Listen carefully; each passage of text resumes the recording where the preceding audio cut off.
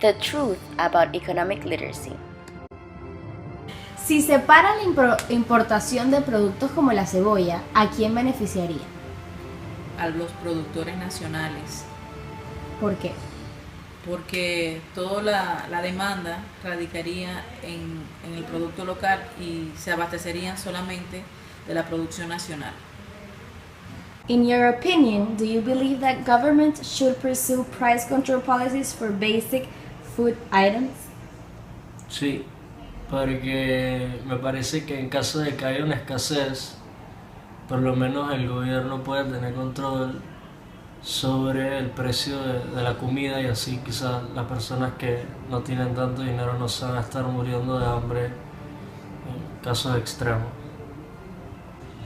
En tu opinión, la marihuana recreacional y con fines médicos debería ser vendida en coffee shops y farmacias donde ésta sea regulada por el gobierno.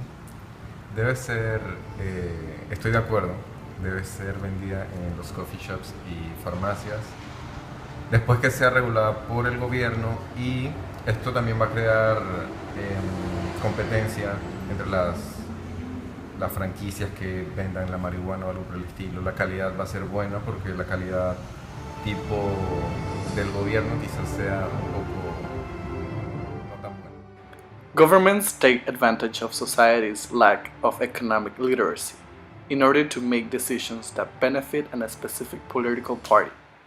The results we acquire from the survey are not an accurate representation of the Panamanian population, because all of our interviewees had the opportunity to attend an university or an economic course.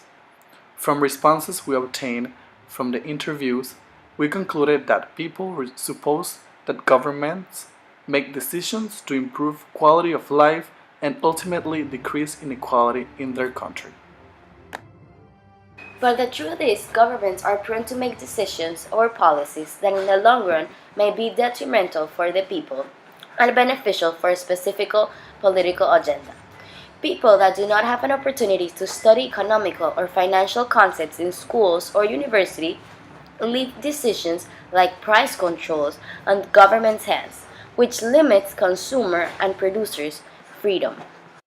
Venezuela implemented in 2003 price controls on over 400 products like rice, coffee, sugar, and milk in order to protect the poor and secondly tackle inflation. But reality is that 13 years later, the economic crisis has become even worse due to this.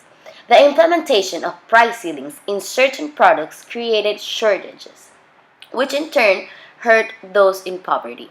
What society thought at the beginning as a helpful and great accomplishment became their worst nightmare. In other words, the lower class was demanding more goods because it was affordable. But when products were starting to be undersupplied and were getting affected by the shortage, they started to care. The artificial mismatch of supply and demand has resulted in shortages and long queues outside stores. Another problem arises when people need that good and it is not available. Also, prohibition of imported goods brings negative consequences, which generate violent and corrupt black markets. Prolonged shortages caused by price ceilings can create black markets for that good. Depending on a standing political party, like Republicans or liberals in the US, they make decisions that benefit them and think it is right the decision. The production and sale of marijuana has been legalized in Uruguay in 2013. Prohibiting people from consuming marijuana has had several disadvantages, such as corruption, meaning their safety measures are not appropriate for a delicate product. Black markets generate violence. It results in people's lives being violated in the form of non-stop searches, racial discrimination, and unnecessary incarcerations, and governments waste resources on police and prisons, and leave potential tax revenues as profit for illegal traffickers. Once government takes control over the production and distribution of marijuana, then they can regulate the use of it. For example, the amount that people can consume for a certain period of time. In Uruguay, there is a limited amount of 40 grams that each person can consume in a month. Besides this, government may have the right of imposing taxes for the consumption of this type of drugs. which will benefit rehabilitation centers for the addicted. Panama has become one of the fastest growing economies worldwide, even though the standing government implemented a price ceiling in 22 products. People are satisfied and willing to consume, just like in Venezuela in 2003. Imagine 13 years from now what could happen. Economic and financial literacy is detrimental and essential for everyone. Societies are indifferent when governments create policies that do not affect them directly. But if they start to see a problem, they start to care.